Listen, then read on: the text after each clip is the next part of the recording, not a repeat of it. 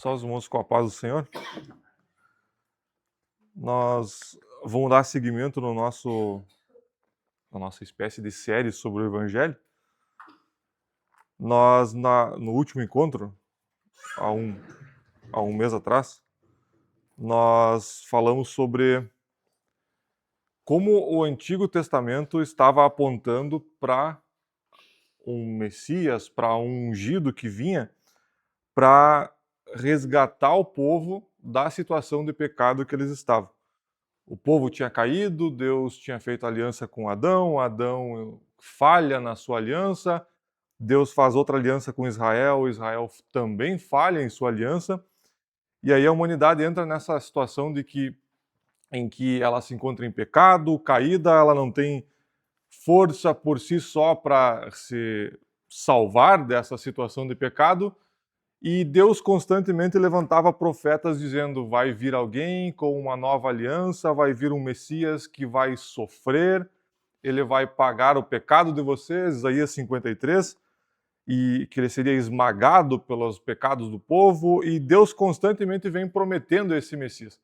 E aí nós terminamos no último encontro, nós terminamos em Mateus capítulo 1 e versículo 1, onde nós lemos depois de 400 anos de silêncio profético, onde Deus não levantou outros profetas para falar e anunciar ao povo, e deixou o povo vivendo com as profecias que eles já tinham recebido sobre esse Messias que estava por vir, Mateus vem agora e começa a escrever para um público predominantemente judaico. Ele vai dizer em Mateus capítulo 1 e versículo 1, livro da genealogia de Jesus Cristo, filho de Deus, Jesus Cristo, filho de Davi, filho de Abraão. Mateus está deixando claro que esse Jesus que estava vindo aqui, ele era o prometido, que vinha da linhagem de Davi, ele era filho de Abraão, filho das promessas que Deus havia feito a Abraão, que através de Abraão Deus iria abençoar as nações, através de Abraão haveria uma nação muito próspera a partir da descendência de Abraão. E agora Mateus está deixando claro que vem um homem que se chama Jesus. E esse é o nome de Jesus. Cristo é o título que era dado a Jesus como ungido. E vem da palavra grega Christos, que é a mesma coisa que Messias, quando é falado na língua hebraica, é a mesma palavra, só que em línguas diferentes. Então, quando a Bíblia fala sobre Jesus Cristo, ela está dizendo que Jesus, o Cristo, Jesus o ungido, Jesus o Messias que estava prometido por vir. Então, Mateus está deixando claro que esse Jesus que ele está apresentando aqui, esse livro da genealogia de Jesus que ele vai apresentar, essa história que ele vai contar no seu livro que ele está escrevendo ao público judaico, ele está dizendo: eu vou falar sobre Jesus o Cristo, Jesus o Messias que vocês estavam aguardando chegar para salvar vocês dessa situação que vocês estão.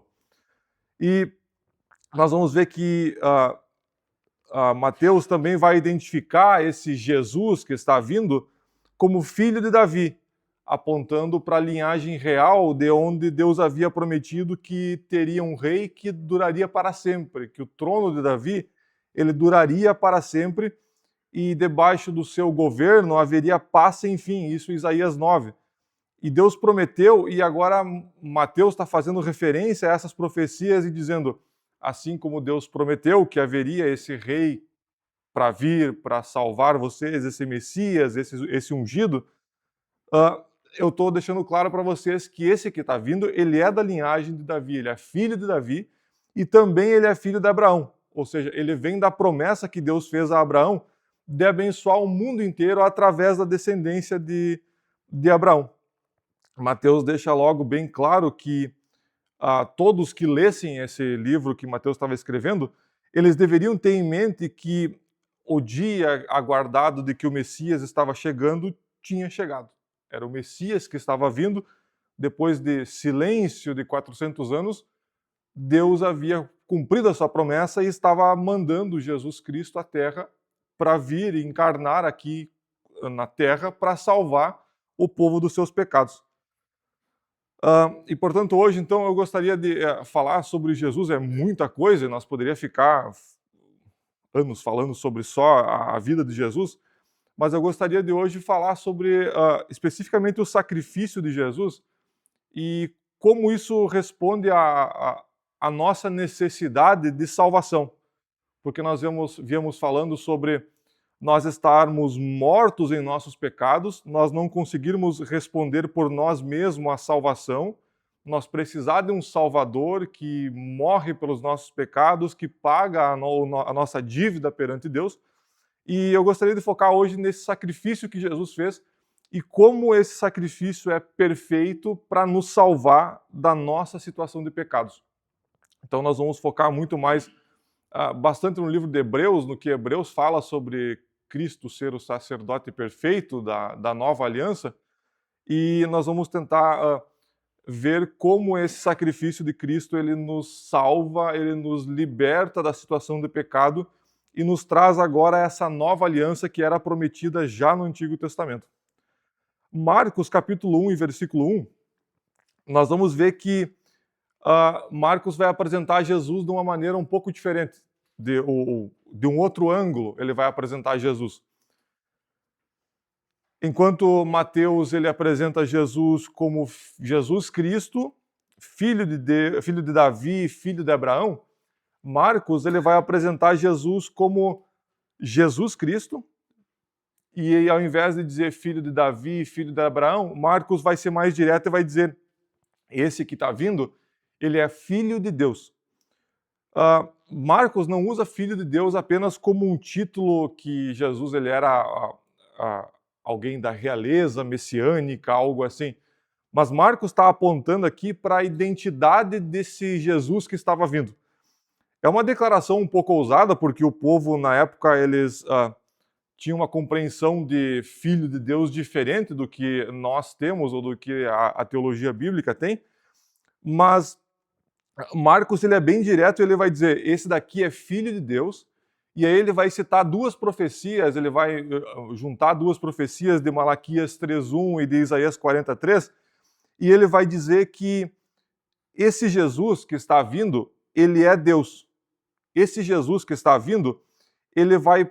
a profecia falava sobre alguém que vinha para preparar o caminho para o Senhor que estava chegando. E quando Isaías fala sobre o Senhor, ele está usando o nome que era usado para Deus. Que nós falamos alguns encontros atrás sobre quando Moisés fala com o povo e diz, Senhor, qual é o seu nome para que eu possa dizer ao povo qual é o seu nome, quem está me mandando? E Deus vai dizer o seu nome para Moisés. E quando Isaías escreve a profecia, ele está usando esse mesmo nome de Deus. Ele está dizendo, alguém vai preparar o caminho, vem alguém que vai preparar o caminho, e Marcos identifica esse alguém como João Batista, dizendo que vem alguém para preparar o caminho para o Senhor. Portanto, quando Marcos faz a ligação com as profecias do Antigo Testamento, Marcos está deixando claro que esse Senhor, esse Jesus Cristo que ele está apresentando nesse livro que ele vai escrever, ele é Deus. Por isso ele chama de Filho de Deus. Marcos está deixando claro que essa é a identidade de Jesus. Jesus não é alguém que é apenas homem, que encarnou e veio e esteve aqui com nós, e ele também não é alguém que é divino, como muitos pensavam no passado, e achavam que Jesus fosse uma espécie de um fantasma, que não pisasse na terra, que ele não tivesse contato com os seres humanos.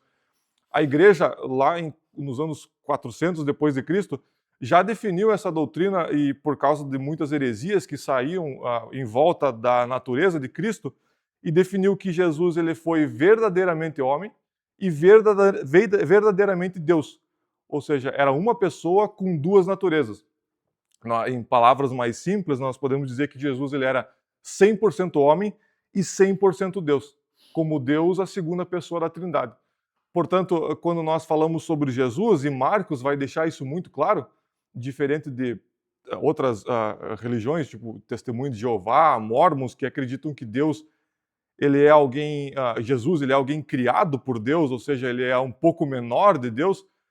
A teologia bíblica vai dizer que esse Senhor, esse Jesus Cristo que está vindo, ele é Deus, e, portanto, como Deus, ele faz parte da Trindade, e Deus ele encarnou agora em Jesus Cristo.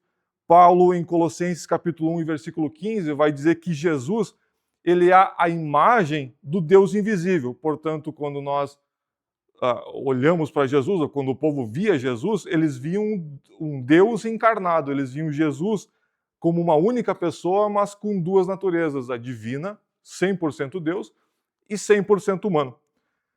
E quando Paulo está dizendo que ele é a imagem do Deus invisível, Paulo está dizendo que a revelação visível de Deus, de Jesus, Deus, através de Jesus, ela é perfeita, ou seja, eu consigo ver quem Jesus é nessa pessoa, e ela é definitiva, ou seja, Deus que não podia ser visto, agora ele se apresenta em carne e ele se mostra ao povo, ele vem sofrer como um homem aqui nesse mundo, sofrer e passar pelas mesmas dores que o ser humano passa para resgatar o ser humano dessa situação de pecado.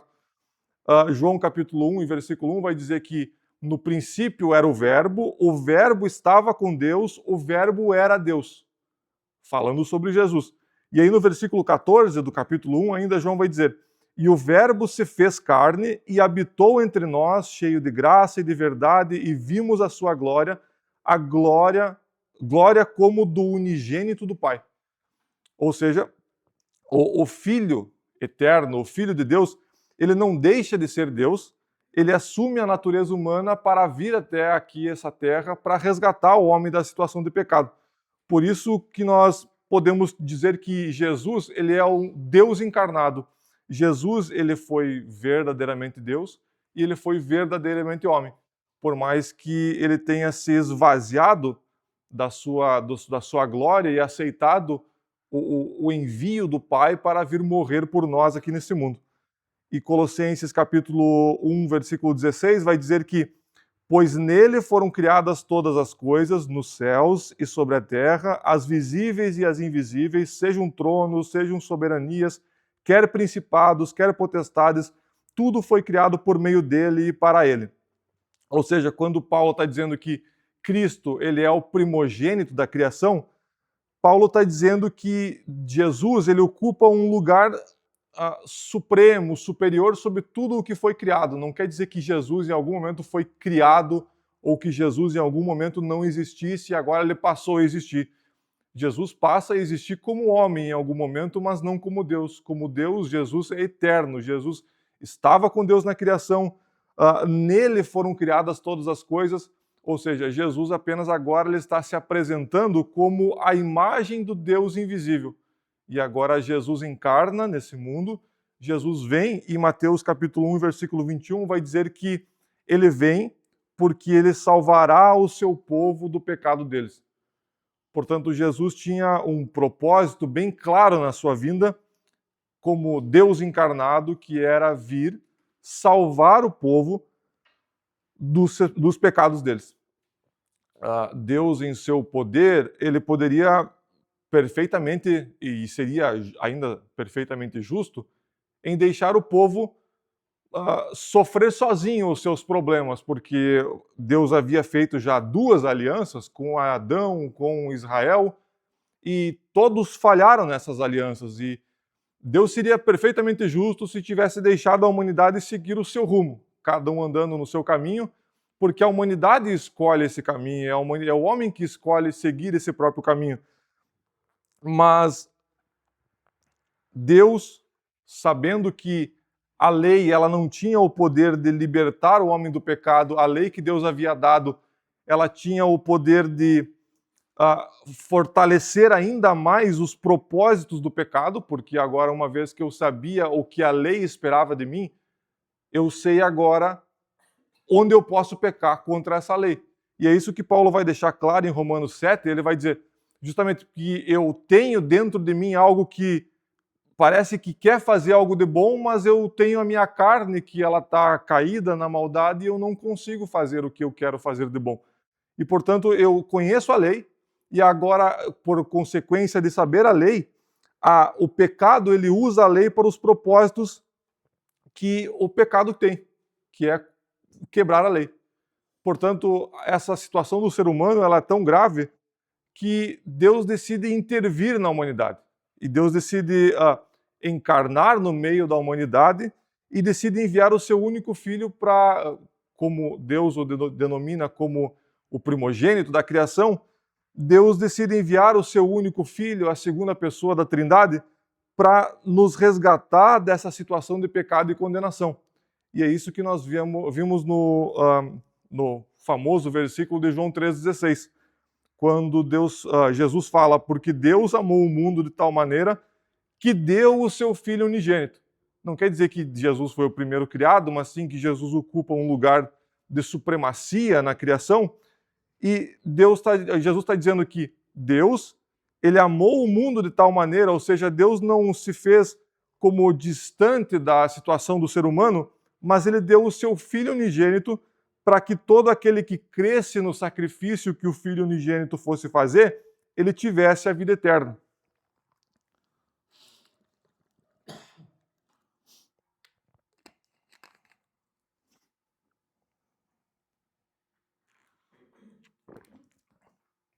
Portanto, Jesus deixa claro que ele foi enviado pelo Pai, o Deus Pai vai o oferecer como sacrifício pelos nossos pecados, e Deus, ele amando a humanidade, ele não apenas ama como um sentimento que eu tenho de amor por alguém.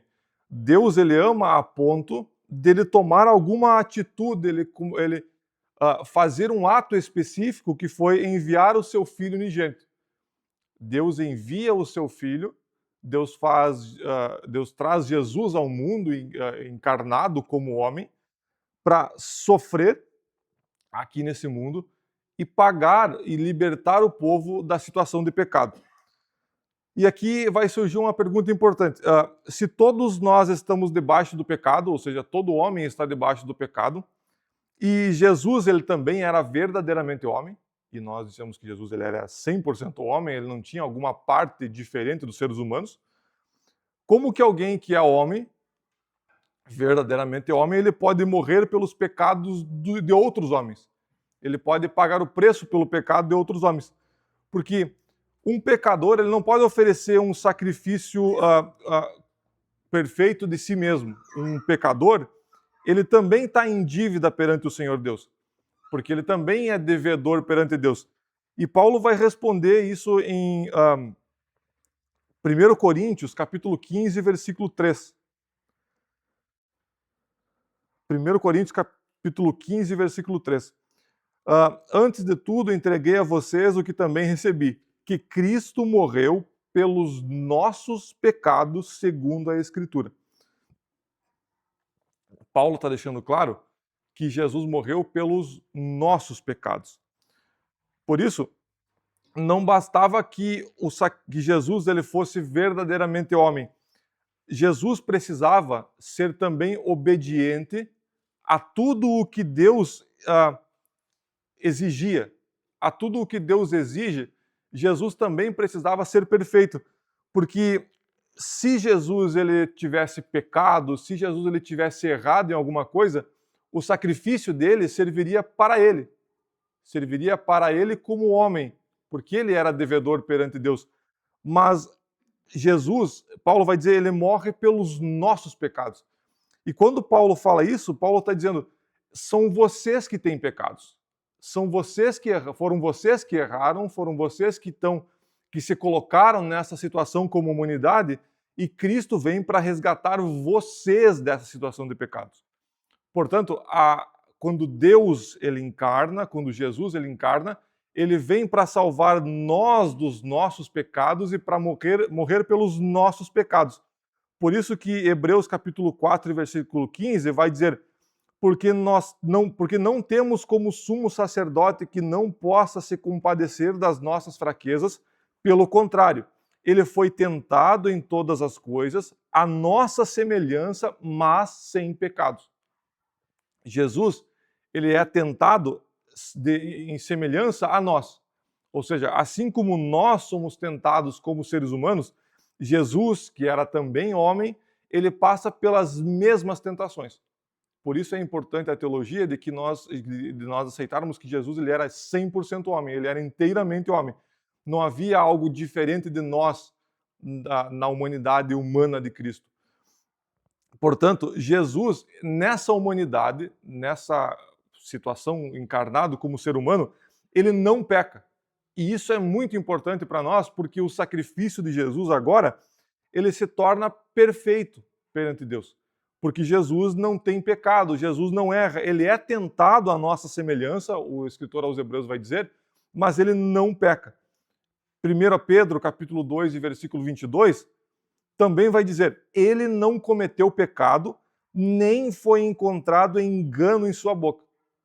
Portanto, quando nós olhamos para Cristo e comparamos com os nossos representantes nas antigas alianças, nós conseguimos ver um contraste muito grande. Nós conseguimos ver uma diferença absurda, porque nós vemos Adão, por exemplo, desobedece num jardim em que Deus o coloca cercado de provisão de Deus. Deus coloca ali tudo de bom e do melhor para Adão, e o único pedido de Deus é para não comer do fruto. E Adão vai lá e come do fruto. Adão vai lá e desobedece a Deus. Mas aí nós vemos Cristo, quando ele é no jardim do Getsemane, mesmo diante do cálice da ira de Deus chegando o dia dele beber o cálice da ira de Deus, de ser esmagado pelos seus pecados, pelos pecados do povo, no caso, nós vemos em Mateus capítulo 26, versículo 39, nós vemos Jesus falando, meu Pai, se é possível que passe de mim esse cálice, contudo, não seja como eu quero, e sim como tu queres. Nós vemos em Cristo essa disposição a obedecer aquilo que Deus Pai o ordenava que fizesse. Nós vemos Israel falhando repetidamente em fazer a vontade de Deus, enquanto Cristo ele vai dizer, a minha missão aqui nessa terra é cumprir aquilo que é a vontade do Pai. Portanto, o Pai me enviou aqui, eu vou cumprir a vontade do meu Pai. Mateus capítulo 6, versículo 38, Jesus vai dizer, porque eu desci do céu, não para fazer a minha própria vontade, mas a vontade daquele que me enviou. Nós pecamos, nós buscamos essa nossa própria vontade, nós seguimos os desejos da nossa carne, nós resistimos a obedecer ao Senhor. Mas Cristo, ele vive numa obediência completa ao Pai, numa submissão à vontade do Pai, numa submissão àquilo que o Pai o ordenou a fazer aqui nessa terra. João capítulo 8, versículo 29, Jesus vai dizer, e aquele que me enviou está comigo, não me deixou só, porque eu faço aquilo o que lhe agrada. Portanto, nós vemos em Jesus essa disposição, essa submissão a obedecer à vontade do Pai. Algo que os nossos antepassados, os nossos representantes nas outras alianças, que Deus fez com Israel, a que Deus fez com Adão, nós vemos também os nossos antepassados, como, por exemplo, Abraão, Davi, Salomão, grandes homens, grandes representantes de nações que poderia ser depositada alguma esperança sobre esses homens, também falhando. Todos falharam, os homens falham, mas é importante nós vermos que Jesus, e a Bíblia faz questão de deixar isso muito claro, que Jesus, como Deus encarnado, ele é submisso à vontade do Pai, e sendo submisso à vontade do Pai, ele faz tudo para obedecer aquilo que o Pai espera que ele faça. Portanto, quando nós olhamos para Jesus, ele não é apenas mais um homem na história, ele não é apenas mais um que vai se sacrificar por alguma causa, por alguma questão que ele acredita que seja verdade, mas ele é um homem que é obediente à vontade do Pai. Ele é um homem que em tudo ele faz questão de agradar ao Pai. Onde Adão falha, Cristo permanece fiel. Cristo, ele não erra, ele não tem mácula, ele não tem nenhum pecado, nenhuma sombra de pecado na sua vida. Onde Israel quebra a aliança, Cristo ele vai cumprir perfeitamente a vontade de Deus. E Paulo ele vai resumir esse contraste em Romanos 5, versículo 18. Eu gostaria de ler com os irmãos Romanos 5, versículo 18.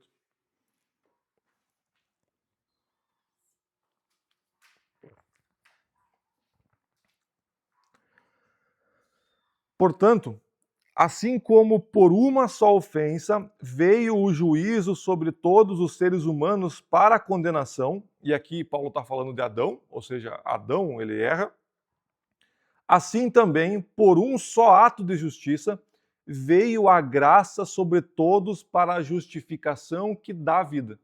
Jesus. Versículo 19. Porque como pela desobediência de um só homem, muitos se tornaram pecadores, assim também, por meio da obediência de um só, muitos se tornaram justos. E Paulo está deixando claro que é por meio da obediência de um só. Ou seja, Jesus ele foi obediente. Jesus ele obedeceu à vontade de Deus. Jesus não veio apenas para morrer a morte que nós merecíamos. Ele também veio para viver a obediência que nós devíamos a Deus. Aquela obediência que nós deveríamos ter para com Deus, aquela obediência que nós deveríamos ter de submissão a Deus e que nós falhamos, até hoje nós falhamos, essa obediência, essa submissão, Cristo, ele cumpre perfeitamente. Cristo, ele teve a capacidade, sendo homem encarnado, vivendo e sofrendo as mesmas tentações que nós sofremos, ele não peca, ele não erra e ele segue obediente à vontade de Deus. Portanto, quando nós nos perguntamos a dúvida do porquê, nós temos a dúvida do porquê um homem, sendo Jesus perfeitamente homem, ele pode morrer pelos nossos pecados, nós precisamos também ter em consideração que Jesus, ele em nada pecou. Jesus nunca pecou, não houve engano em sua boca e ele foi perfeitamente obediente à vontade do Pai. Portanto, Jesus, ele tendo essa obediência perfeita ao Pai, ele se qualifica, entre aspas, como um representante diante de Deus. Ele foi perfeito. Aquela obediência que nós devíamos a Deus, que nós devíamos ter para com Deus e nós não temos, essa obediência está em Cristo. Jesus obedece à vontade do Pai e agora ele se torna nosso representante diante de Deus. Se Jesus ele fosse um pecador, ele fosse um homem qualquer, ele também precisaria de redenção. A morte de Jesus, a morte, o sacrifício de alguém também precisaria ser aplicado a Jesus. Mas Jesus, ele é perfeito. Jesus, ele não peca. E isso é muito importante nós considerarmos na Bíblia, que Jesus, ele não peca, ele não erra e, portanto, ele é nosso representante perfeito diante de Deus. Por isso, Hebreus, ele vai começar a apresentar Jesus como o grande sumo sacerdote, o sacerdote perfeito que nos representa, que representa os pecadores diante de Deus. E ele oferece a si mesmo como sacrifício definitivo pelos pecados. E aí nós vamos para Hebreus capítulo 4 e versículo 14.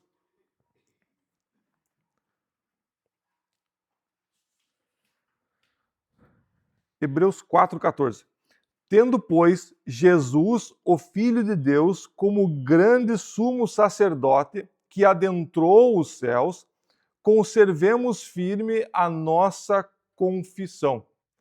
O escritor está dizendo que, fazendo uma comparação com o papel do sumo sacerdote, dos sacerdotes no Antigo Testamento, em que eles se colocavam entre Deus e o povo, eles ofereciam sacrifícios a Deus pelo povo, eles intercediam a Deus pelo povo, eles se colocavam como representantes entre o povo e Deus.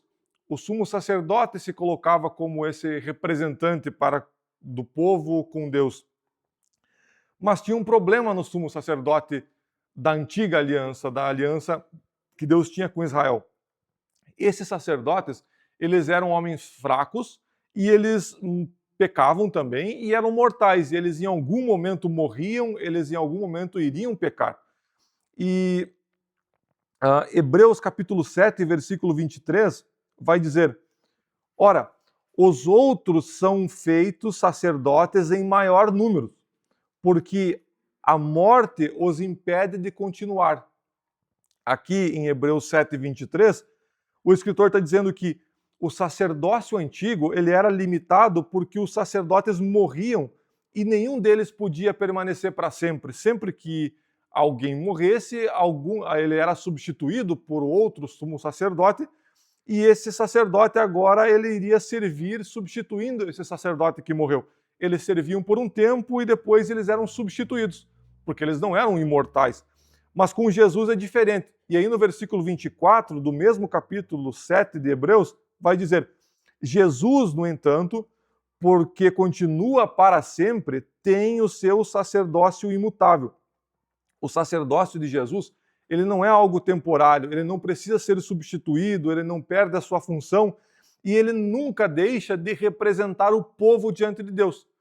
Lembrando que Jesus ele veio, ele encarna para sofrer os pecados do povo, ele se oferece como sacrifício, oferece a sua vida em obediência a Deus, e agora ele, por continuar para sempre, por estar vivo para sempre, ele nunca deixa de representar o povo como um sacerdote legítimo perante o Senhor, que representa o povo perante o Senhor.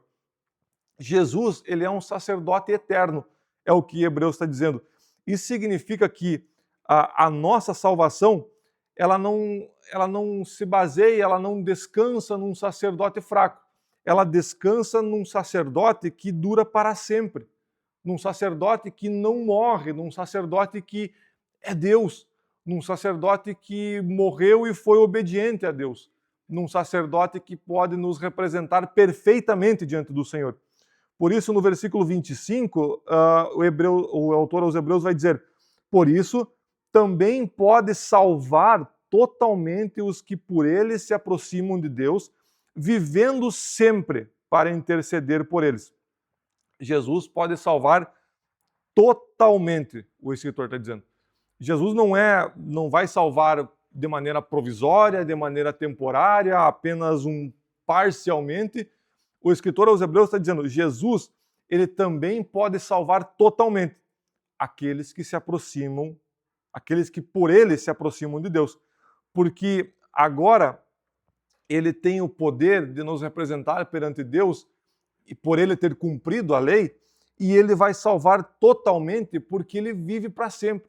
Ele não é um sacerdote que passa, que ele tem um tempo determinado. Ele intercede por nós, agora o escritor está dizendo, para sempre. Ele está vivo, sentado à destra do Pai, e lá ele intercede por nós para sempre.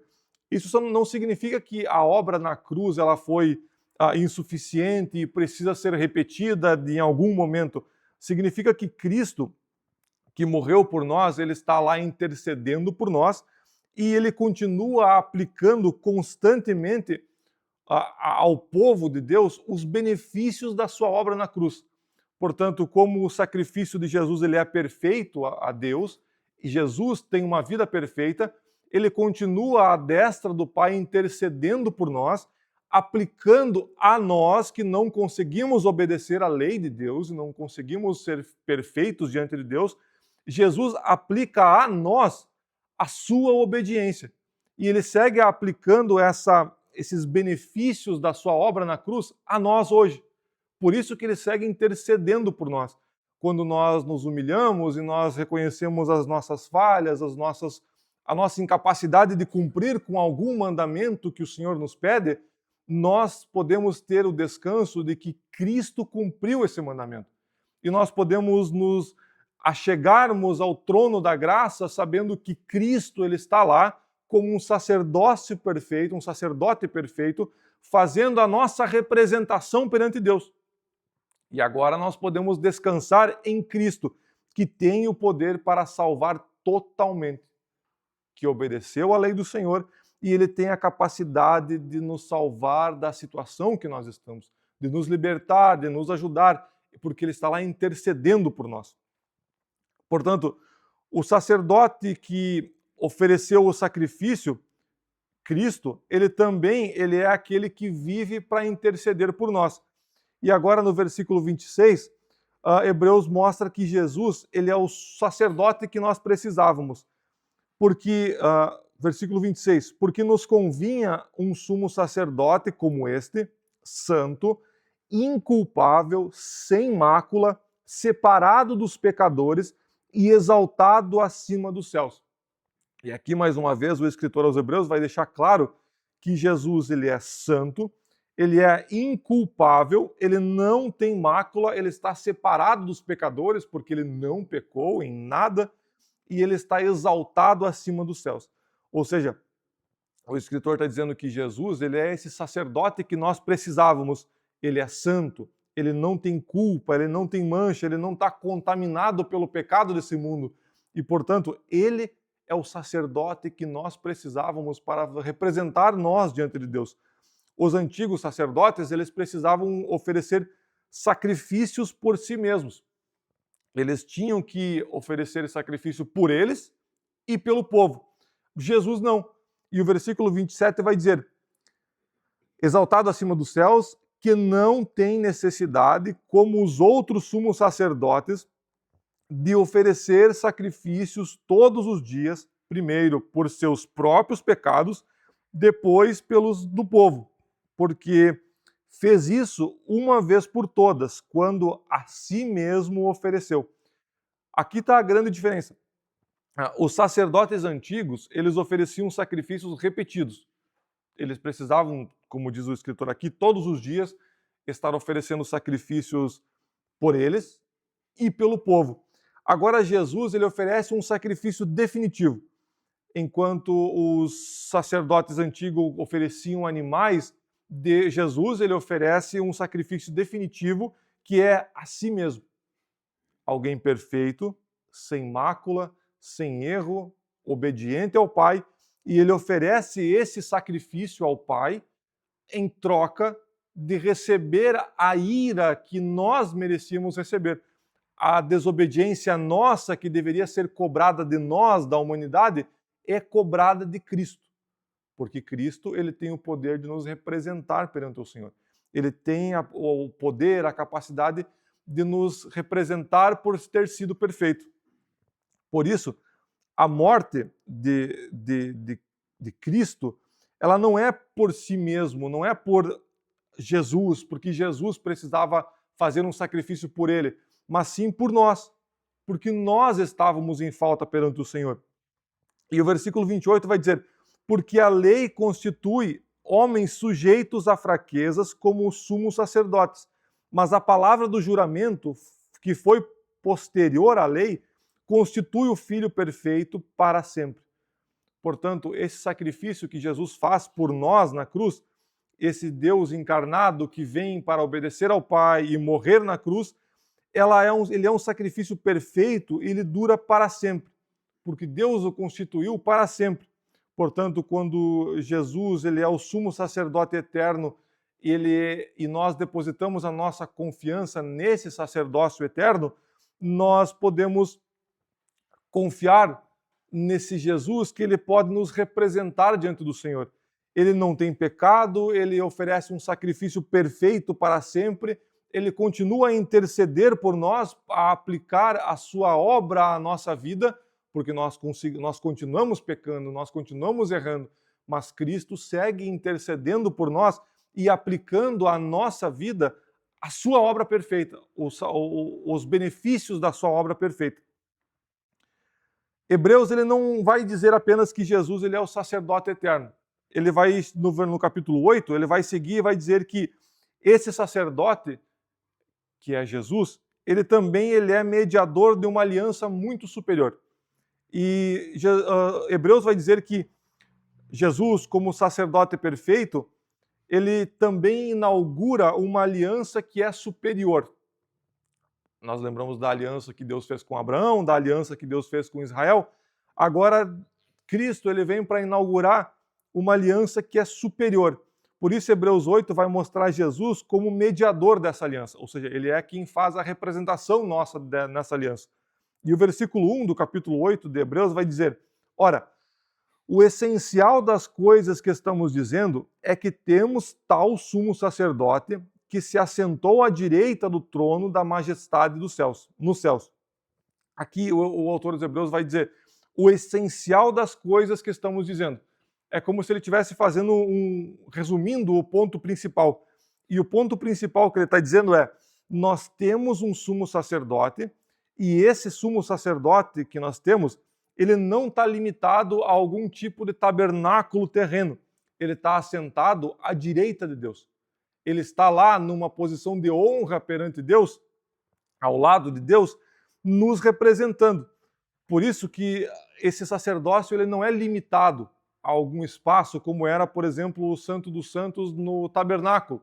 Era um local que o sumo sacerdote entrava uma vez por ano para oferecer o sacrifício, e era um local ali, era limitado esse local. Mas o autor aos Hebreus está dizendo que Cristo agora ele está assentado à direita de Deus e, portanto, ele tem uma posição onde ele pode aplicar os benefícios da sua obra a toda a humanidade. Isso vai mostrar que a obra que Cristo realizou na cruz, ela é superior, ela é definitiva e ela foi aceita pelo Pai. O versículo 6 do capítulo 8 vai dizer: mas agora Jesus obteve um ministério tanto mais excelente, quanto é também mediador de superior aliança, com base em superiores promessas. Jesus, ele não é apenas um sacerdote melhor do que um sacerdote da antiga aliança. Ele é o mediador de uma aliança muito superior. É isso que o autor dos Hebreus está dizendo. Ele não é apenas mais um sacerdote melhor de uma aliança antiga, mas ele vem também apresentando uma nova aliança. A antiga aliança que foi dada por Deus, ela era santa, ela era boa, mas ela não tinha como objetivo resolver definitivamente o problema do coração humano. Tanto que nós vemos Israel quebrando constantemente a lei do Senhor. A lei, ela revelava o poder do pecado. Ela mostrava quão santo Deus é, quão exigente e santo Deus é, e como nós não conseguimos alcançar essa perfeição perante Deus.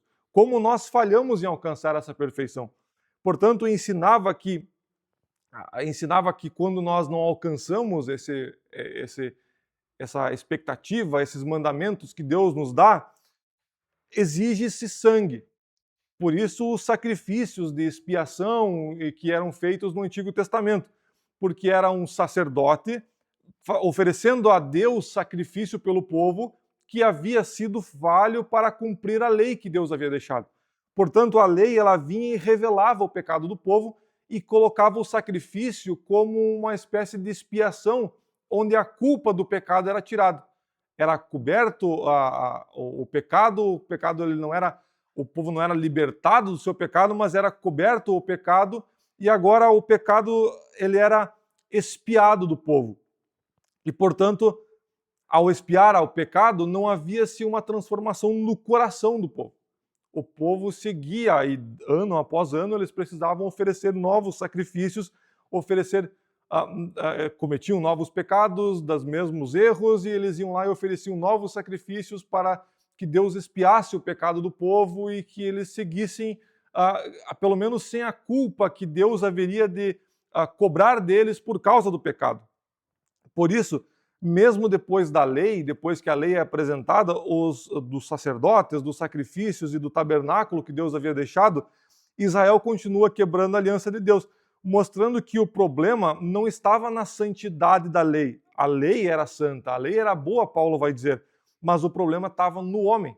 O coração do homem não tinha sido resolvido. Por isso que Paulo vai dizer que a lei estava enferma, por causa que a lei ela apenas mostrava o pecado do homem, mostrava a situação de pecado do homem, mas ela não resolvia o problema de pecado. E agora, por isso que, através dos profetas, Deus promete já em Jeremias, no capítulo 31 e o versículo 31, Deus promete uma nova aliança, que é essa nova aliança que o escritor aos Hebreus está falando que Cristo vem trazer. E Jeremias 31 vai dizer: Eis aí vem dias, diz o Senhor, em que firmarei nova aliança com a casa de Israel e com a casa de Judá. Versículo 33. Porque esta é a aliança que farei com a casa de Israel depois daqueles dias, diz o Senhor. Na mente lhes imprimirei as minhas leis, também no seu coração as inscreverei.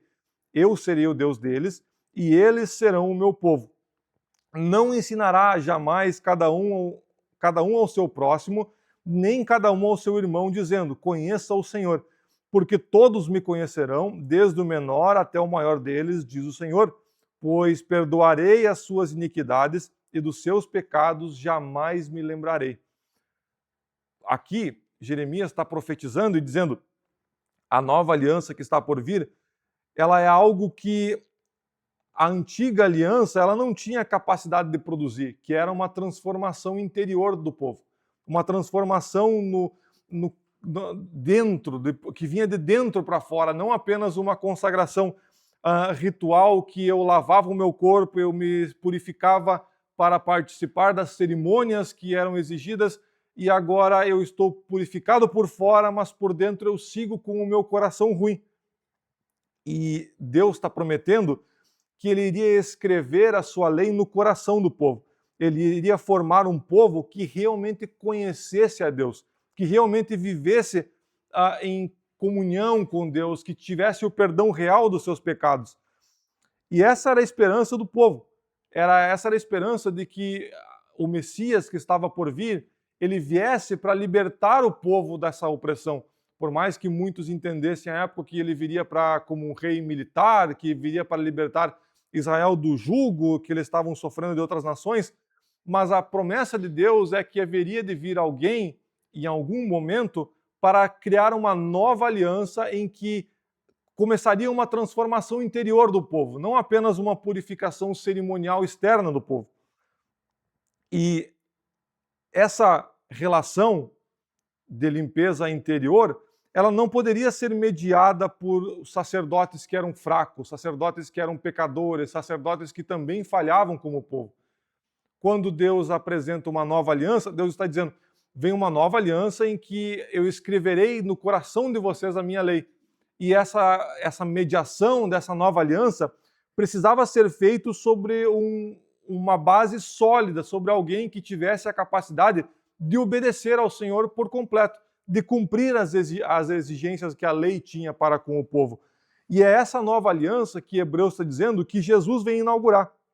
Ele é o mediador dessa nova aliança e por meio dele, Deus ele vai cumprir o que ele tinha prometido aos profetas. Ele vai cumprir e criar e instituir essa nova aliança. E agora em Cristo, Deus vai perdoar os pecados, como ele havia prometido. Em Cristo, Deus vai formar um novo povo e em Cristo, Deus vai dar vida àquilo que estava morto. Aqueles que estavam sobre os seus pecados, agora eles terão o seu coração transformados e Deus vai fazer uma reconciliação com o povo através de Cristo, o mediador da nova aliança. Por isso que essa nova aliança, ela não é apenas uma versão melhorada da nossa aliança com a lei. Não é apenas algo que dá seguimento, é um rompimento com a antiga aliança. Ela é o cumprimento daquilo que a antiga aliança exigia. Ele é um cumprimento em Cristo, por Cristo ter obedecido à lei, e não ter falhado e não ter pecado. Cristo cumpre a lei e agora Cristo inaugura uma nova aliança. Portanto, a antiga aliança, ela mostrava a necessidade de alguém cumprir os mandamentos. E agora Cristo, ele é esse cumprimento dos mandamentos. Cristo é quem obedece os mandamentos, Cristo é quem se mostra como o nosso representante fiel perante o Senhor, e ele é perfeitamente poderoso para nos representar nessa nova aliança em que nós nos chegamos a Cristo, Cristo nos representa perante Deus e intercede por nós e aplica a nós os benefícios da sua obra na cruz.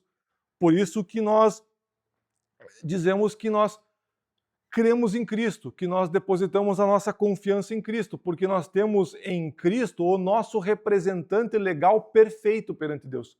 Ele conseguiu cumprir a lei, ele cumpre aquilo que a lei exigia e agora ele inaugura uma nova aliança. E nessa nova aliança, ao invés de nós termos sacrifícios repetitivos, nós temos um único sacrifício, que é o sacrifício de Cristo. Nós nos deleitamos, nós descansamos nesse sacrifício perfeito que foi oferecido a Deus. Por isso, o escritor aos Hebreus vai dizer no versículo 13 do capítulo 8, ele vai dizer: quando ele diz nova aliança, torna antiquada a primeira. Ora, aquilo que se torna antiquado e envelhecido está prestes a desaparecer. Ou seja, Jesus não veio apenas para remediar a antiga aliança, ele veio para cumprir aquilo que a antiga aliança anunciava e inaugura a nova aliança que é prometida por Deus.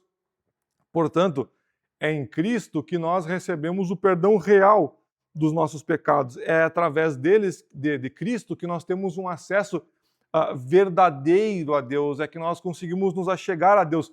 Porque se nós quisermos nos achegar a Deus com os nossos próprios méritos, nós temos pecados, nós temos falhas, nós temos desobediências perante a lei. Portanto, nós não conseguimos nos achegar a Cristo a Deus por nós mesmos. Por isso que nós confiamos em Cristo, porque Cristo, ele é o nosso representante perfeito perante essa nova aliança, em que nós podemos confiar que ele teve o seu sacrifício aceito por Deus Pai, e agora nós podemos nos achegar a Deus com tranquilidade, nos achegarmos a Deus e confessarmos as nossas debilidades, porque nós temos alguém que intercede por nós. Nós temos Cristo que pagou o nosso pecado. A ira que Deus deveria derramar sobre nós pelas nossas falhas, a ira que Deus deveria derramar sobre a humanidade, Deus derrama sobre Cristo.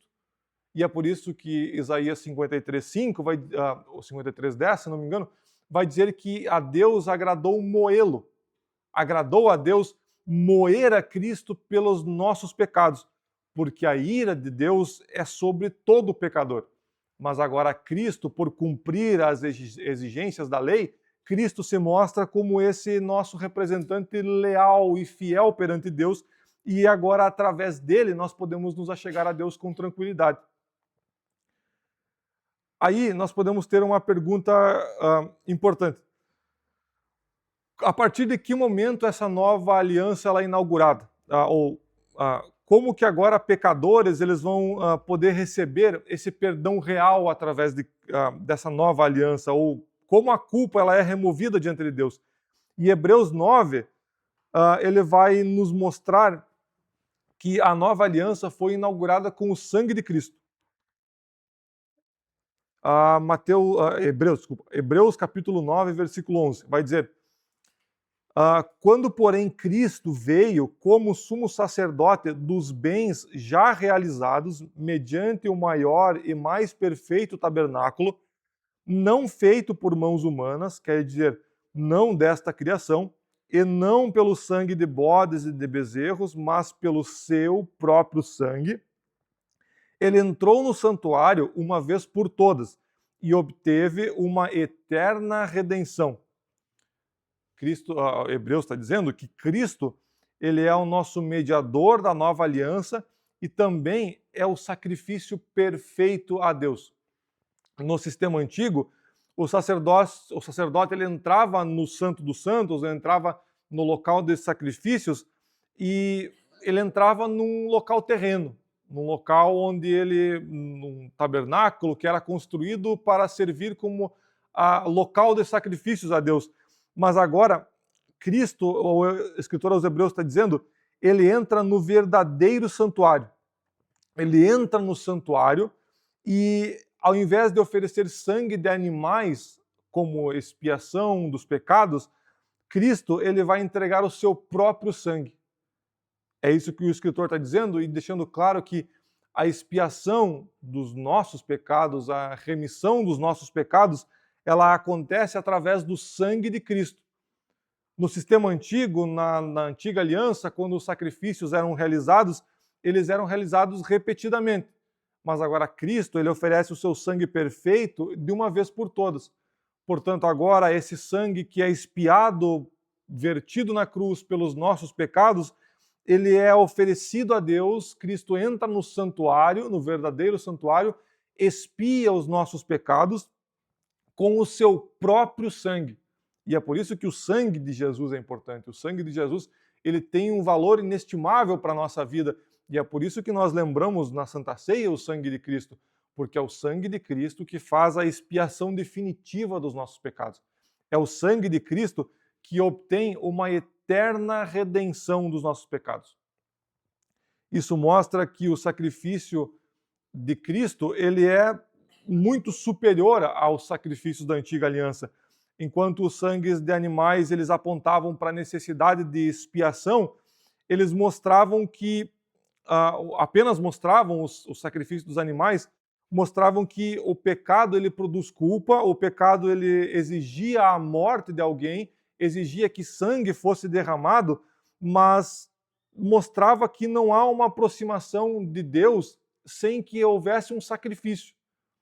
Porque a antiga aliança, o sacrifício era feito pelos erros do povo, pelo pecado do povo, para que Deus tirasse a culpa do pecado.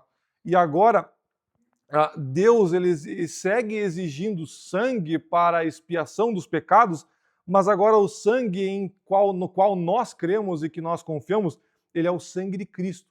É um sangue perfeito em que o sacrifício dele é de uma vez por todas. O versículo 13 e 14 do mesmo capítulo 9 de Hebreus vai dizer: pois, portanto, se o sangue de bodes e de touros e a cinza de uma novilha, aspergidos sobre os contaminados, os santificavam quanto à purificação da carne, muito mais o sangue de Cristo, que pelo Espírito eterno a si mesmo ofereceu sem mácula a Deus, purificará a nossa consciência de obras mortas, para servirmos ao Deus vivo. Aqui o escritor está fazendo um contraste e dizendo: se o sangue dos animais que eram oferecidos como sacrifício de uma purificação apenas cerimonial para tirar a culpa do povo na antiga aliança, agora imagine o sangue de Cristo, que é um sangue oferecido sem mácula, sem pecados, e esse sangue agora é oferecido pela expiação dos nossos pecados. Imagine nós comparar os dois sangues, é o que o escritor está dizendo. Não tem comparação entre o sangue de um animal e o sangue de Cristo vertido na cruz. Esse sangue de Cristo vertido na cruz, ele oferece o que Cristo tinha de si mesmo.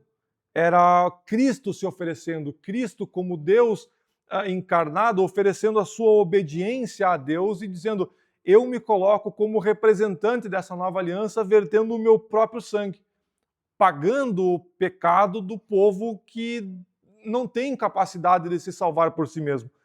Portanto, Cristo ele se oferece sem nenhum pecado, sem nenhuma mácula perante Deus, como um sacrifício perfeito, sem culpa, sem pecados, sem mancha. E agora esse sangue que é vertido na cruz, ele tem a capacidade de purificar a nossa consciência, e a culpa real do pecado não apenas é coberta, mas ela é removida. E é por isso que nós podemos nos achegar a Deus com tranquilidade.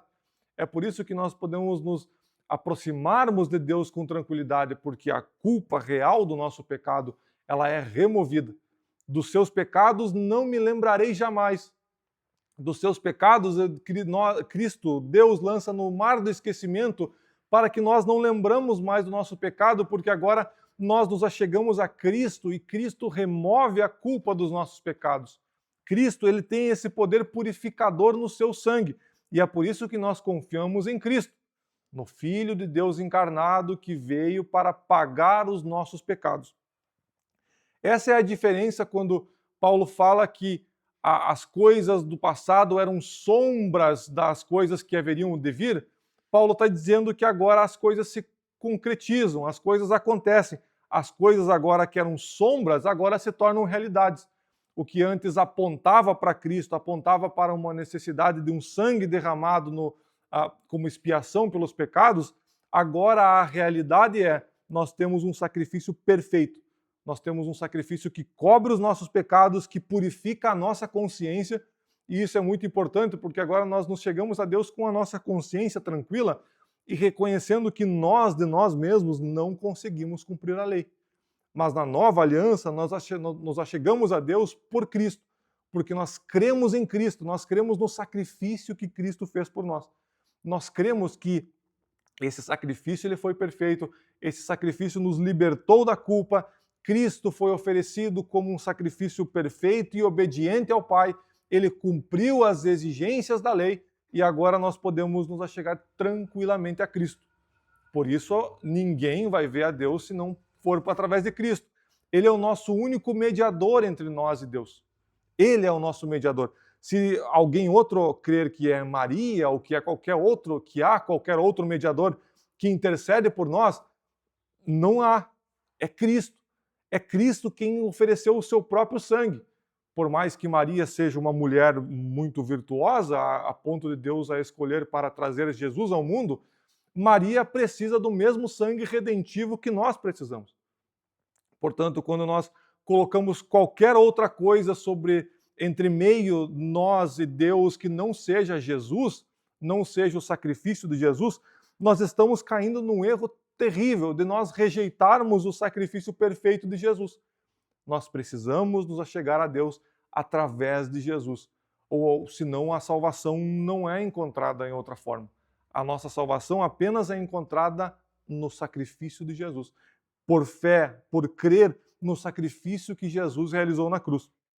E agora no versículo 15, o escritor aos Hebreus vai dizer no capítulo 9, versículo 15, que por isso mesmo, ele é o mediador da nova aliança, Cristo é o mediador da nova aliança, a fim de que os que foram chamados recebam a promessa da herança eterna, visto que houve uma morte para a remissão das transgressões que foram cometidas sob a primeira aliança. Portanto, a nova aliança ela não é inaugurada sem morte, ela é inaugurada com a morte de Cristo. O sangue aspergido de uma vez por todas no santuário por Cristo, ela agora o sangue é aspergido e Cristo morre para remir as transgressões, as nossas transgressões, as transgressões daqueles que estavam debaixo da aliança da lei. E agora Cristo morre para garantir que nós tivéssemos uma herança eterna e ele morre agora para abrir acesso real a Deus. Por isso que o véu do templo se abre, se rasgou, por causa que agora o Santo dos Santos, todos nós temos acesso a Deus através de Cristo.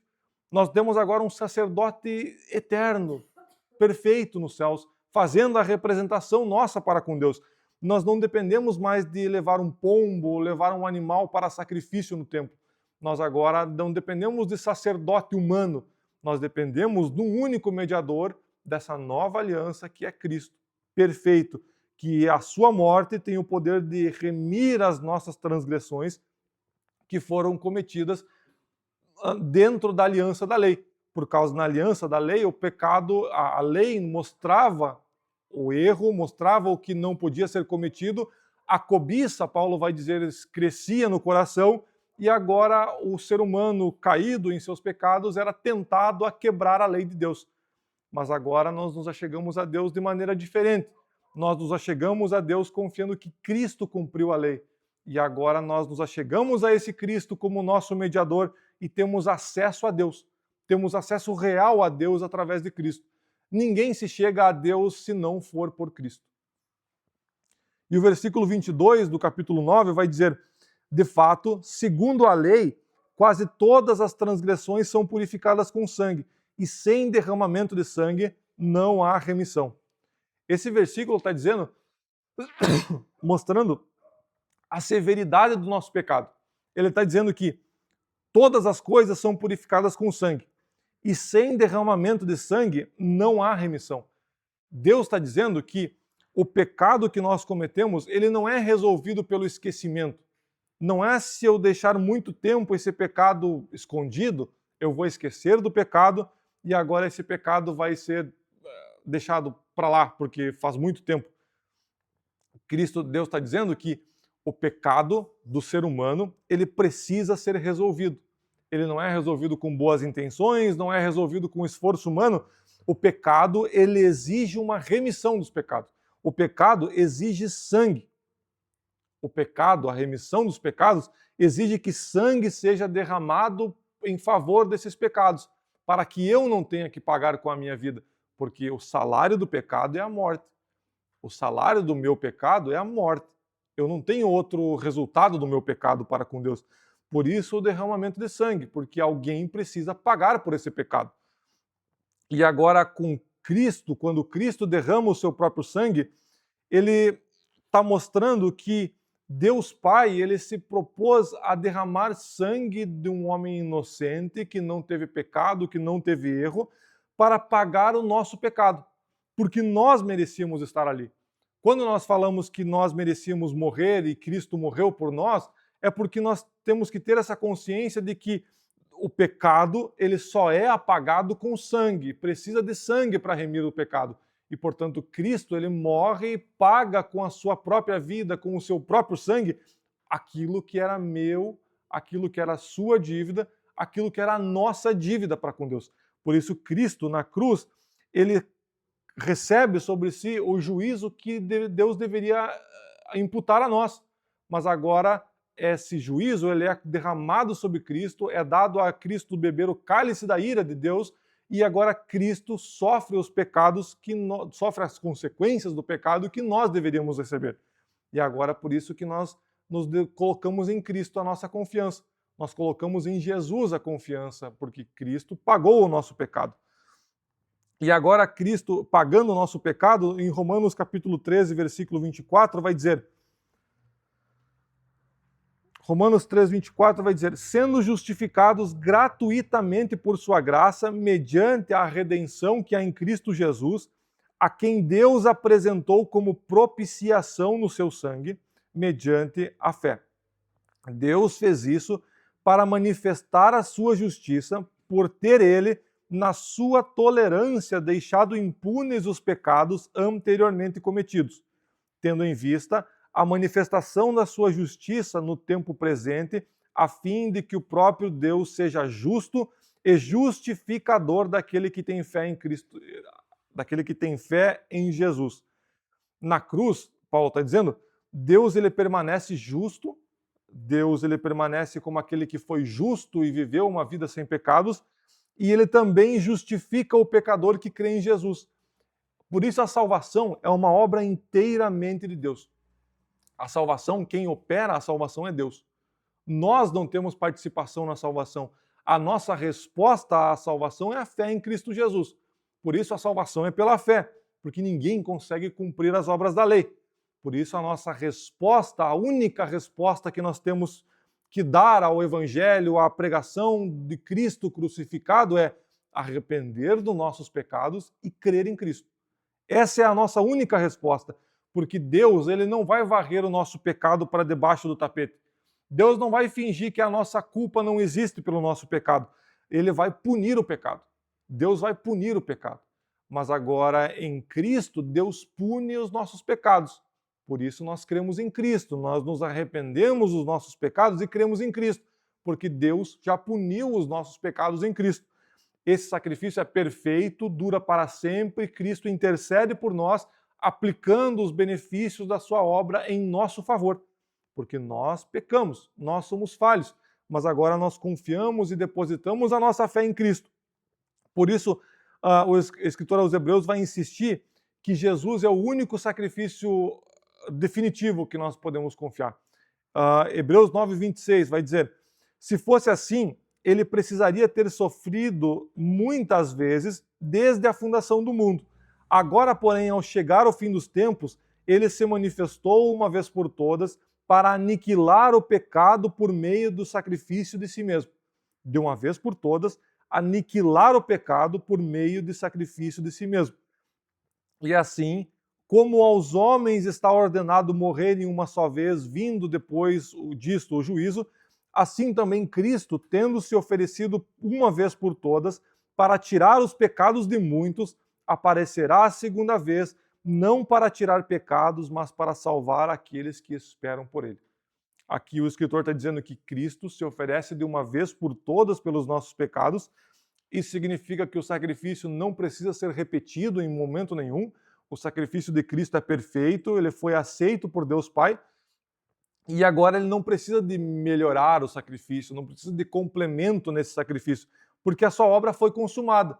O pecado ele foi expiado, a culpa do nosso pecado foi removida, a ira de Deus está satisfeita, porque a Deus agradou moer a Cristo Jesus na cruz, a redenção dos nossos pecados foi obtida por Cristo e agora o acesso a Deus é nos dado através de Cristo, que é quem obtém por nós a redenção dos pecados. é quem tem em suas mãos o poder de mediação entre nós e Deus.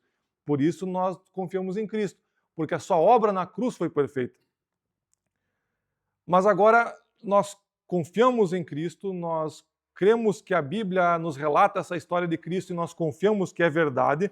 Nós cremos que Cristo viveu em obediência e que Cristo morreu pelos nossos pecados, morreu por algo que nós merecíamos e ele oferece a si mesmo como sacrifício, mas nós precisamos lembrar que a história da cruz, ela não termina com Cristo morrendo pelos nossos pecados e vertendo a sua cruz. Paulo vai dizer que no versículo 1 Coríntios, capítulo 15, versículo 20. 1 Coríntios, capítulo 15, versículo 14. Paulo vai dizer: e se Cristo não ressuscitou, é vã a nossa pregação, e é vã a fé que vocês têm. Versículo 17. E se Cristo não ressuscitou, é vã a fé que vocês têm, e vocês ainda permanecem nos seus pecados.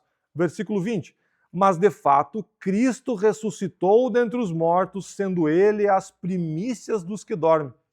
Portanto, nós cremos no sacrifício de Cristo, nós cremos que Cristo morreu e viveu uma vida de obediência, nós cremos que Cristo expiou pelos os nossos pecados, é o nosso único mediador para com Deus, mas Paulo está dizendo, se Cristo não ressuscitou, a nossa fé é vã.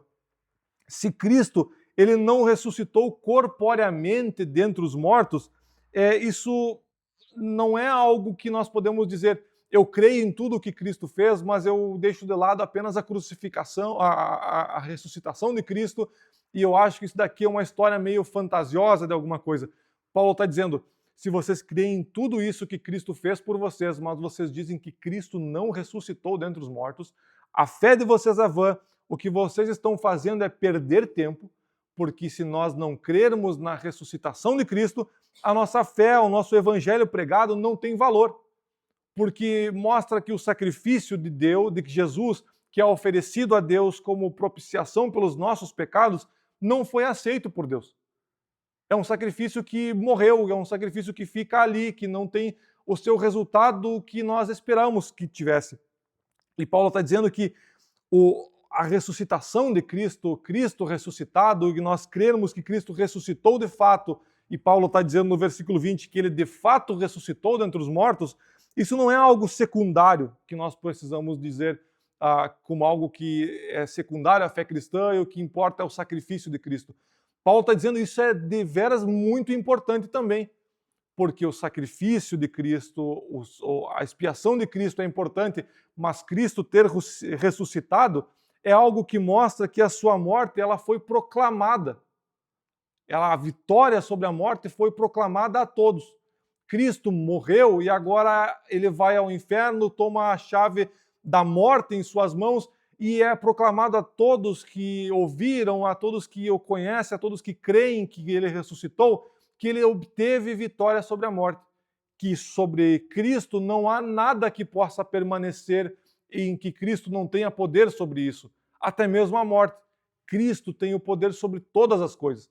A ele é dado o prazer, a honra de ser o primogênito de toda a criação. Através dele todas as coisas existem e inclusive abaixo de sua submissão está a morte. Por isso, quando nós dizemos que Cristo ressuscitou, que Cristo ele morreu e que Cristo agora está vivo, nós estamos dizendo que Cristo ele proclamou a sua vitória sobre a morte, que Cristo agora ele tem acesso ao Pai, que Cristo ele está à direita do Pai intercedendo por nós. Mas se nós crermos num Cristo que morre e que não ressuscita, nós não cremos no Cristo que tem poder de estar lá eternamente intercedendo por nós. Por isso que a ressurreição, ela vai mostrar para nós que a obra que o Filho primogênito que Deus entregou pelos nossos pecados, o fez na cruz e ofereceu a sua vida como sacrifício, essa obra que ele fez foi suficiente. Essa obra ela foi perfeita a ponto de a morte ser vencida nessa morte de Cristo.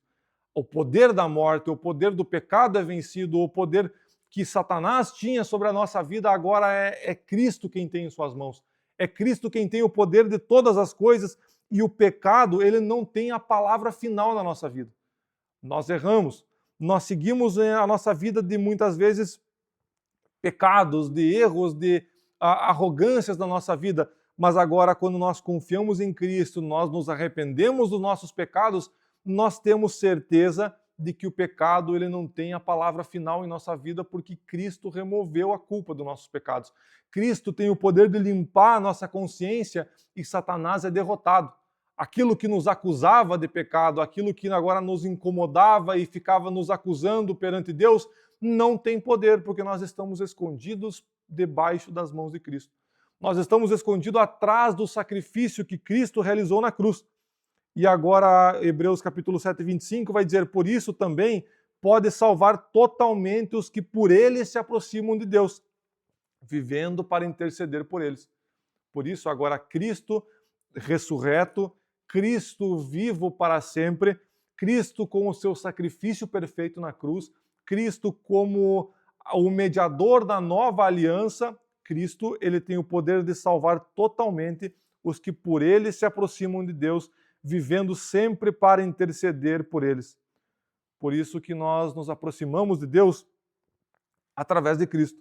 Por isso que nós nos aproximamos de Deus através do sacrifício de Cristo, confiando que o que ele fez na cruz é um sacrifício perfeito para nos salvar, para nos libertar do poder do pecado, e que esse Cristo que agora vive, ele está para sempre ao lado de Deus, à direita do Deus Pai, intercedendo por nós, ou aplicando a nós a sua obra, os benefícios da sua obra perfeita, para que nós possamos descansar em Cristo, para que nós possamos nos deleitar em Cristo, sabendo que Cristo é o sacrifício perfeito pelos nossos pecados. Cristo é aquele que morreu, que sofreu a ira que nós merecíamos sofrer, mas Cristo sofre. Por isso, quando nós vemos caminhando no Antigo Testamento, mostrando que todo o Antigo Testamento estava convergindo para alguém que estava vindo, para o ungido que estava vindo, é porque tudo estava apontando para esse momento da história em que o pecado não teria mais poder, em que os sacrifícios repetitivos não teriam mais valor, em que nós teríamos o Messias, em que nós teríamos alguém perfeito que estaria entre nós para libertar o povo do seu pecado, para salvar o povo dos seus pecados. Esse é o objetivo de Cristo ter encarnado aqui nessa terra. E aí Cristo vem, faz o seu, oferece a sua vida como sacrifício a Deus, pagando o preço dos nossos pecados, e agora é exigido de mim, é exigido de você, nós crermos, nós nos arrependermos dos nossos pecados, nos colocarmos em situação de humildade perante Cristo, reconhecendo que nós só nos chegaremos a Deus através de Cristo. Cristo é o nosso mediador, nessa nova aliança ele é o perfeito mediador e ele tem a capacidade de nos salvar do nosso pecado. Convido os irmãos a se colocarmos de pé e estaremos orando. Senhor, nosso Deus e nosso Pai, nós te agradecemos por mais uma oportunidade que o Senhor nos dá de estarmos aqui lendo e meditando na Tua Palavra. Nós te agradecemos, Senhor, por o Senhor ter se oferecido como sacrifício pela nossa vida, algo que nós reconhecemos que não poderíamos fazer por nós mesmos. Perdoa, Senhor, as vezes que nós falhamos em nos colocarmos em arrependimento, em humildade na Tua presença e nós achamos que nós éramos alguma coisa a mais do que nós somos. Perdoa, Senhor, as nossas debilidades, perdoa, Senhor, a nossa incapacidade de muitas vezes reconhecer os nossos pecados, a nossa incapacidade, Senhor, de nos humilharmos na Tua presença. Perdoa, Senhor, por não termos dado o valor que o Teu sacrifício merece. Perdoa, Senhor, as nossas falhas. Nós somos falhos diante de Ti, Senhor.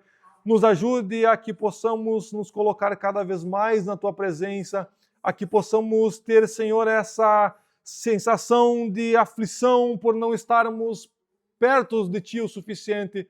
Nós precisamos, Senhor, da Tua graça, da Tua misericórdia sobre a nossa vida. Nós precisamos, Senhor, do Teu Espírito Santo nos guiando e nos direcionando ao Teu sacrifício. Perdoa, Senhor, as nossas falhas, perdoa as nossas debilidades. Não nos deixe, Senhor, sozinho. Não nos deixe fracassar aqui nesse mundo, Senhor. Não deixe que nós nos perdamos aqui e saímos fora da Tua presença e esquecemos que o Senhor vive, que o Senhor é o nosso Deus para sempre, que o Senhor intercede por nós, Senhor. Tenhas misericórdia da nossa vida, nos ajude, Senhor, a nos seguirmos em frente nessa caminhada, nos dê força, Senhor, não nos deixe perecer, não nos deixe fracassar nessa vida, Senhor, e nos ajude a seguirmos firmes, confiando no Teu sacrifício. Nós precisamos de Ti, Senhor. Dê-nos da Tua alegria da salvação, dê-nos, Senhor, a alegria de estarmos confiando no sacrifício que o Senhor realizou na cruz do Calvário, em estarmos confiando em Ti, Senhor, como o nosso mediador perante Deus. Nos ajude, Senhor, nos guie, nos proteja de todo mal. Guarda a Tua igreja, guarda os irmãos que estão aqui, os irmãos que não puderam se achegar. Olha para as necessidades de cada um, Senhor, e que possamos cada vez mais sermos guiados e direcionados à Tua vontade, ao Teu sacrifício, e que possamos nos humilhar cada vez mais na Tua presença, Senhor. Nos ajude e nos guie, é o que te pedimos em nome de Jesus. Amém.